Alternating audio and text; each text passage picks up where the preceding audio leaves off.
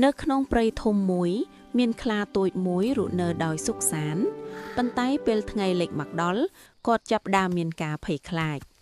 ភាពងងឹតធ្វើឲ្យគាត់មានអារម្មណ៍ភ័យខ្លាចយ៉ាងខ្លាំងគាត់រត់ត្រឡប់ទៅលាក់ខ្លួនក្នុងរូងភ្នំរាល់យប់ហើយគាត់មិនហ៊ានចេញក្រៅពេលយប់ឡើយថ្ងៃមួយមិត្តបក្សីម្នាក់បានមកជួបគាត់បក្សីប្រាប់ថាភាពងងឹតមិនគួរឲ្យខ្លាចនោះទេ They're so beautiful, but I'm a little scared. You are brave. ខ្លាតូចចាប់ផ្ដើមសាកល្បងដើរចេញក្រៅភ្លើងតូចពីអំពែកមកជួយបំភ្លឺផ្លូវគាត់ផងដែរ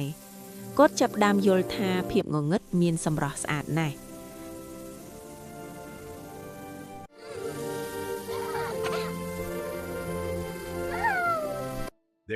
ស្រាប់តែខ្លាធំម្នាក់បានមកណែនាំគាត់ប្រាប់ថាភាពភ័យគឺកើតពីចិត្តយើងនោះទេ Look up there, little one. Wow, the moon is so big. And the stars are shining just for us. ខ្លាតូចចាប់ផ្ដើមមានកម្លាំងចិត្តឡើងវិញហើយឥឡូវនេះគាត់អាចដើរលេងពេលយប់ដោយរីករាយភាពងងឹតមិនមែនជាអ្វីដែលគួរឲ្យខ្លាចទេប្រសិនបើយើងមានភាពក្លាហានគ្រប់គ្រាន់